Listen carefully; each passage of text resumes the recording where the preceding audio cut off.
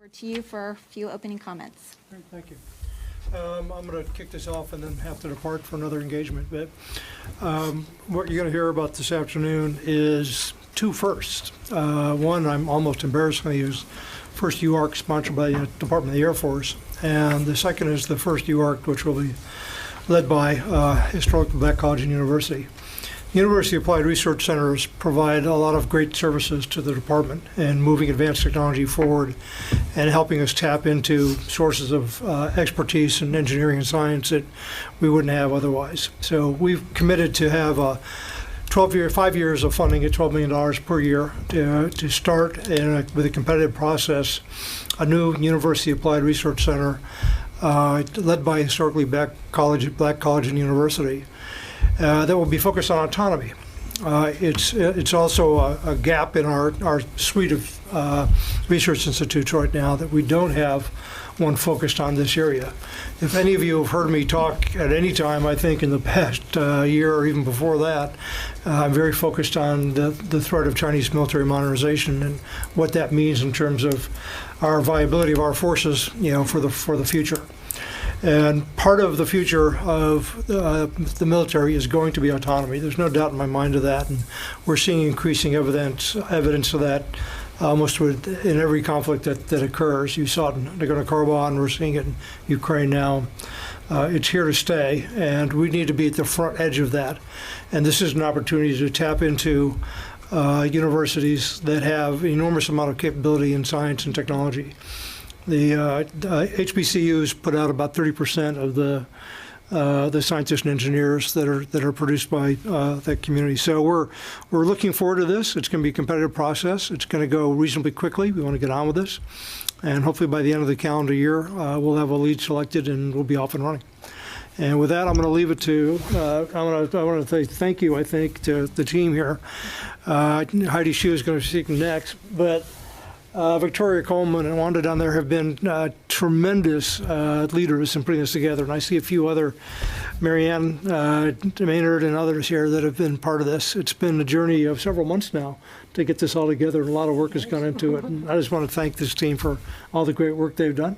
With that, I'm going to turn it over to Heidi. Okay. Thank you. Okay. Well, as the Undersecretary of Defense for Research and Engineering, I'm absolutely delighted that the Air Force is launching a new University Affiliated Research Center, or UARC, to be led by HBCU. Okay. The Department of Defense currently have 14 UARCs in 12 states, and they are an incredible pool of talent that we depend on. Okay, the UARCs collaborate very closely with the DoD laboratories, the program offices, with industry, as well as with the federally funded research and development centers, or FFRDCs, okay, to develop innovative solutions to solve some of our toughest challenges.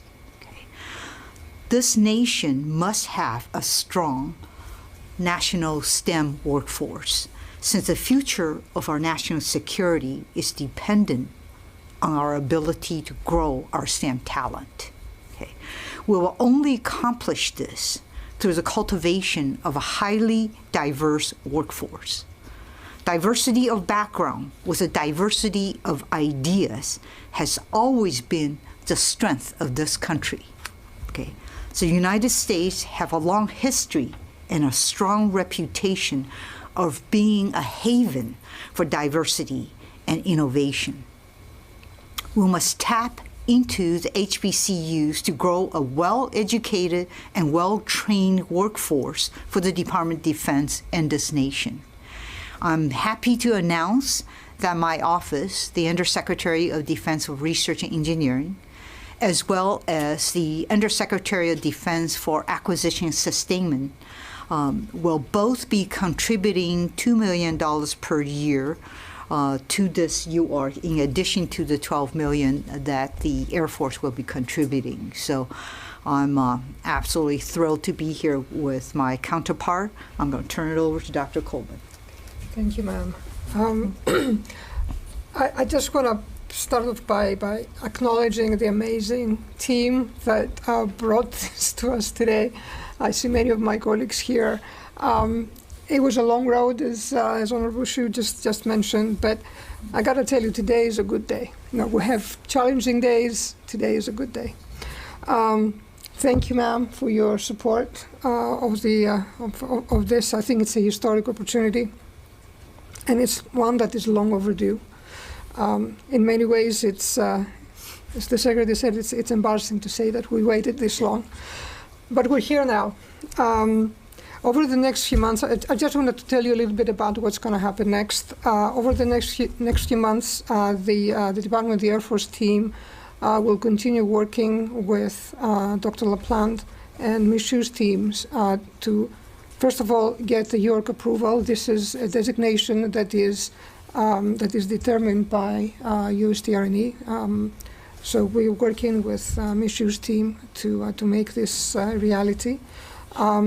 We will then continue on to lead the university selection that will host the York.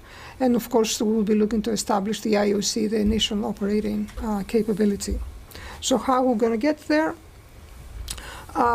We will, first of all, we will select a lead institution, a lead HBCU that will cooperate with other HBCUs to form a consortium that will leverage and bring to the fore the expertise of the individual institutions. As the Secretary said, the focus of the York is tactical autonomy, and what we mean by that is systems that act with a delegated but bounded authority in support of tactical, short-term actions that are associated, of course, with a more strategic long-term vision that we have. There are three main areas that we expect the work in the York will focus in. And the first one of them, I think, is absolutely critical, and that is trust. You get as much autonomy as we have trust. So that's going to be one of the key areas of interest that we have as the department. The second one is collaboration between platforms, and the third one is human-machine teaming. So these are the three pillars, if you like, that are the work, the research that the consortium will execute will be focused on. One of the things that is different about this York, and trust me, this model is something that evolved over a number of months through a great deal of conversations and learning about the institutions and what is possible. One of the things that is unusual is that we're not only expecting the institutions to produce research results, we understand that there are historical inequities, and we want to help them build capacity as well as deliver results to us. As part of that, we want to advance their efforts to move at least one, hopefully more than one, institutions from the Carnegie Foundation research classification from R2, which means a high research institution, to an R1, which is very high research. Today, there are 11 HBCUs that are R2s. There are none that are R1s. Through this effort, we're hoping to ensure that at least one, if not more, institutions become R1s. There's another piece to that, and that is where our collaboration with acquisition and sustainment comes in. In addition to advancing autonomy within the Department of the Air Force, we anticipate that we will increase STEM education and economic activity in the local proximity of the consortium members. So a partner, a significant partner in the endeavor is the MPP program in UST ANS. The MPP stands for Mentor Protege Program, and the notion is that we're going to help a number of small businesses to establish themselves in and around the consortium members. So there's the robotics row at Pittsburgh. Our ambition, our aspiration is that there will be lots of robotics rows built up as ecosystems around the schools. And that's what I think makes this such a unique collaboration, that you have a service, you have the CTO of the Department of Defense, and you have the folks that care about building a sustainable enterprise coming together to build this. And I should also say, I see Cyrus Salazar there, personnel and readiness. Everybody is pulling together to make this happen. So what happens next over the coming months? We will be, first of all, submitting the UARC package to approval to use the R&E. We will be reaching out to the institutions, to HBCUs, to tell them what it is that we're looking for and how we're going to go about the selection process.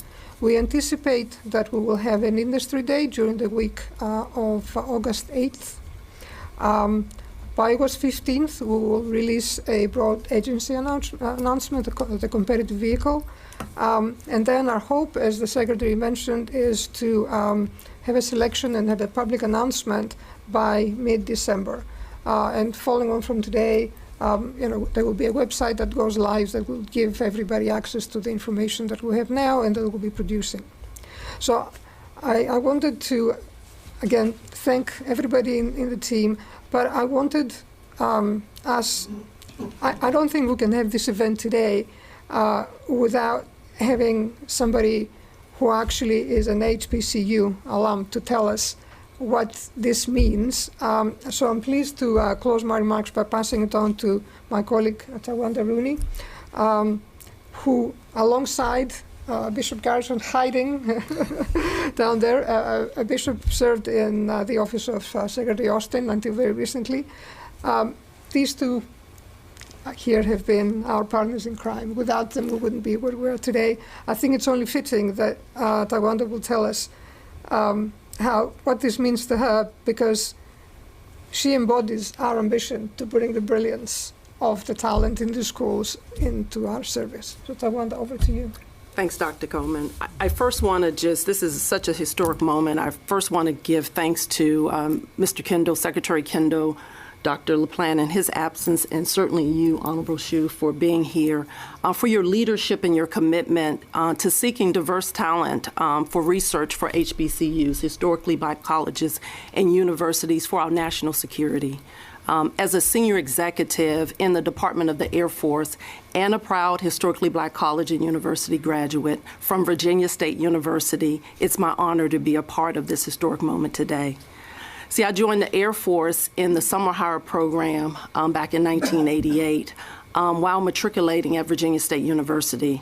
And over those 4 years, the Air Force made a significant impact in my life, allowing me to see firsthand how my skills, how my talent could contribute to this mission. And this started my career in the Air Force. Now, 38 years later, I am pleased to see that the Department of the Air Force is making a commitment to bringing the research talent from historically black colleges and universities to meet the Department of the Air Force operational imperatives. This research and investment will also attract talented STEM professionals from historically black colleges and universities.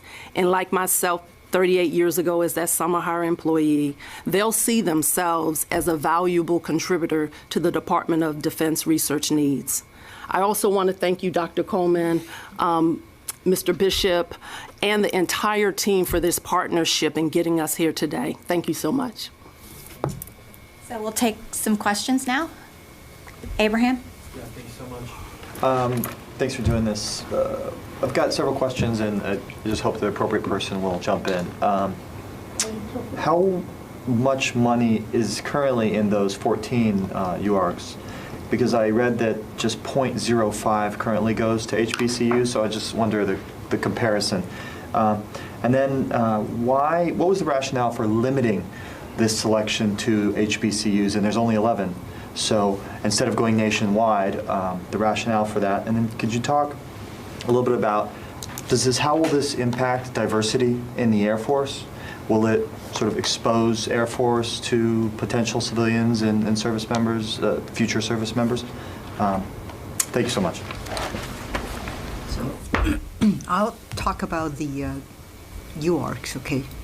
UARCs differ quite a bit in sizes. You have probably the biggest UARC is Johns Hopkins University Applied Physics Lab. They are by far the biggest. They have, thousands of employees.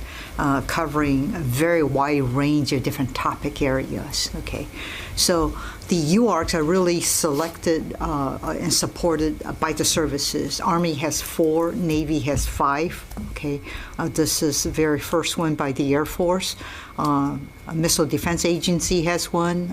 R&E has one. INS. Intelligence and Security has one. So there are different organizations that sponsor UARCs, and they're different sizes, focus on different critical skill areas that they desire. So I don't have the actual top line for you, but I can certainly get that. Okay. So maybe if I can speak to your second question, the diversity piece. In the Department of the Air Force, we strive for diversity. We also strive, frankly, for more scientists and engineers. One of the key messages that the Secretary, brought with him when he came to the Air Force is that we need to grow our organic technical competence in the department. So, this UARC will help us on both scores, both on our diversity goals as well as our science and engineer kind of hiring goals. And while we can't hold institutions accountable from whom we hire, we can hold them accountable from whom they matriculate, so that we can hire from. So the pool of scientists and engineers that we'll be creating will be available to us to bring into the department. I can talk a little bit about the why HBCUs question as well, and I think honestly your question perhaps answers itself. So today, as the Secretary said, if you look across the board, HBCUs graduate 30% of all African American scientists and engineers. Of those, 88% proceed to get PhDs from R1 white majority schools. They are not able to get those PhDs in the HBCUs. Why is that? Because of historical inequities. So our purpose here is to get access to that talent directly by going to the HBCUs versus waiting for that to migrate to us via an R1 majority institution. So we've been very deliberate in trying to get access to that talent, which we believe is kind of trapped, if you like, in some sense, inside of those institutions because of historical inequities. Just a quick follow-up. Nishu, could you say, what's the battlefield imperative? What does diversity do from a tactical perspective? With diversity of idea, I can tell you, back when I was an engineer, okay, we look for people with different background, different disciplines, because you tackle a problem from very different experience and very different perspective. It's the diversity of different ideas coming from a diversity of background that helps you to solve the most challenging problem with innovative ideas that you, maybe within your own perspective, wouldn't have thought of. Okay, that's why diversity is important, and that's why it enriches this country. This country is incredible in terms of the diversity of talent that we have in this nation. We're one of the most innovative countries in this world, right? Because of diversity. So, Thank you. okay. We'll go to the phone lines now. Christina, did you have a question?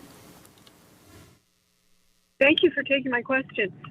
Yes, I'm interested in the piece that might be sustainability more over the longer term, as that meets with community, as the work in the university area meets with communities and small businesses. And I wonder if there is also a connection there with the SBIR programs. I'm a little uncertain about how that might fit together. So that's where thank you. So maybe I'll take that because Dr. LaPlante isn't here. So the mentor-protege program is adjacent to the small business innovation and research program. Its goal is to help small businesses who don't currently have access or expertise in connecting with us in the department to be I guess, to give them the opportunity to learn how to work with us. And the way it works is that large companies that already have a ton of experience in working with us and know the ropes, they help the smaller businesses also become connected with us and therefore more able to participate in the kind of the pool of technology that we're bringing in. Our hope here is that by co-locating these clusters, these MPP clusters around the schools, we will be certainly supporting the creation and growth of smaller businesses, but also we will be building a direct link with us in the department, because we love the fact that they create prosperity locally, but also we want to benefit our mission in the department, and making that connection through MPP is fundamental to that. Okay, John? Thank you. I have a few questions for whoever wants to take them. When is this center expected to reach IOC? And then also, I know it's kind of Air Force focused, but could the rest of DoD, like other components, leverage some of the work that's done at this new center? And also, from an industry perspective, will the focus be on minority-owned businesses participating in this project, or is it open to any contractor who I'll answer one aspect, and Victoria will probably answer the other, the Air Force-related one, okay? I'll say one of the things that I do at my levels, I tap into the UARCs and FFRDCs. They are an extension of my technical arm, right? I would ask them for specific projects, and literally I would ask the FFRDC and UARCs, they pull together a collaborative team with the right domain expertise from each of the different area. I want you guys all thrown together to think about how to tackle this particular problem for me. So they're literally our task, and this is why they're working together. Okay. One of the central pillars of the work that we expect the UARC to do is trust and autonomy. And of course, you're right in pointing out that it doesn't matter if you're in the Air Force, the Navy, or the Army. Any form of autonomy that is deployed requires trust. So we think that while the results, we'll try and grab as much of that for the Air Force. I think part of the partnership here with Ms. Shu's office is that we recognize that they are applicable in much broader areas. And through this partnership, actually, we enable the flow of those results into these other communities. You asked a question about MPP, and I'm not an expert, but my understanding is that they are not restricted to minority-owned businesses, small businesses. That's a designation. That's my understanding. In IOC. Yeah. You asked about IOC? Yes, if you can take that. IOC is expected to be in December. Okay, Eric, on the phone, did you have a question? I do not currently have a question. Thank you, though. Anybody else in the room? Abraham? Yeah, I have another question. I understand that 30% of the black engineers come from HBCUs, but what I don't understand is the rationale, again, for not opening it up nationwide. I think people are going to be asking that, so I just want to have a good answer. So again, we are, the department has access to a very diverse, to a large pool of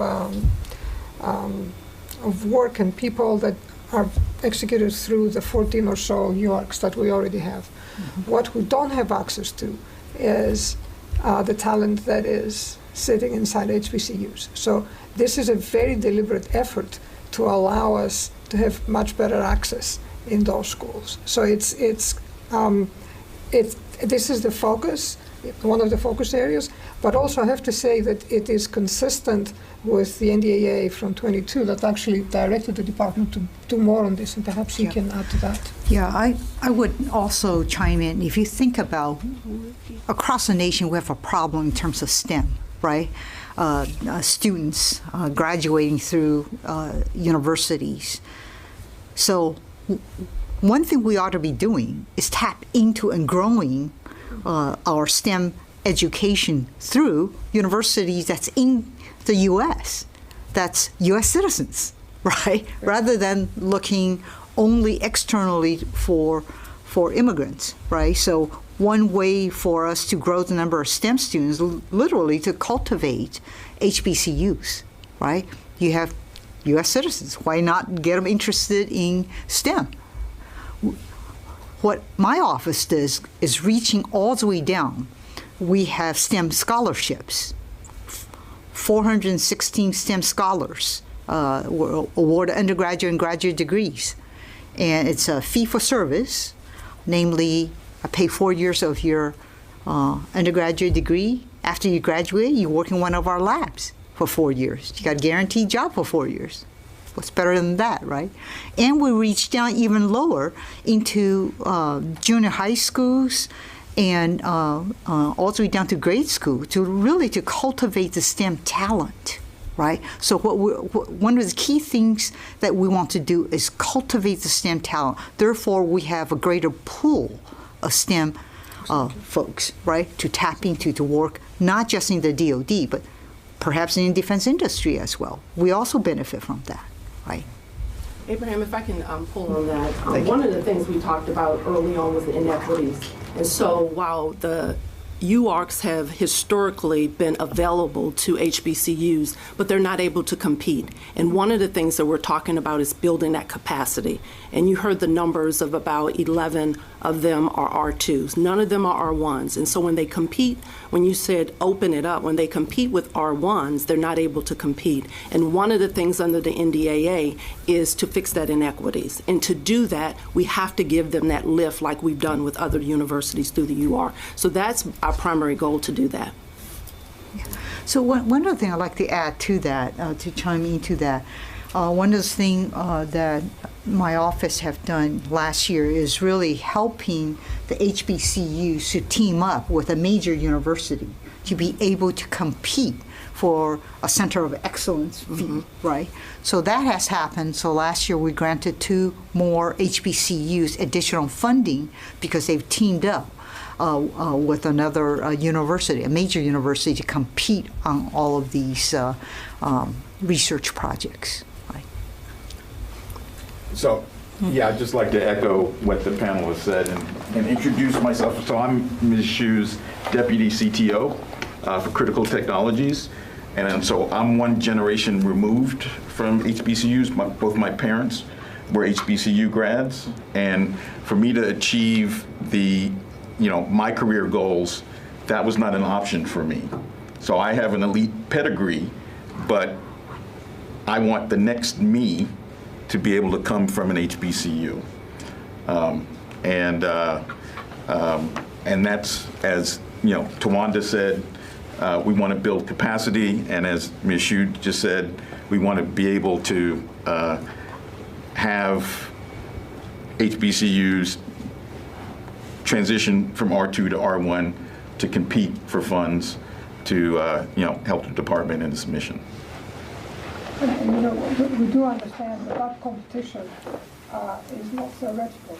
You need access to labs, you need to have faculty lines, you need to have reduced teaching loads in order to be able to be competitive in a kind of research environment.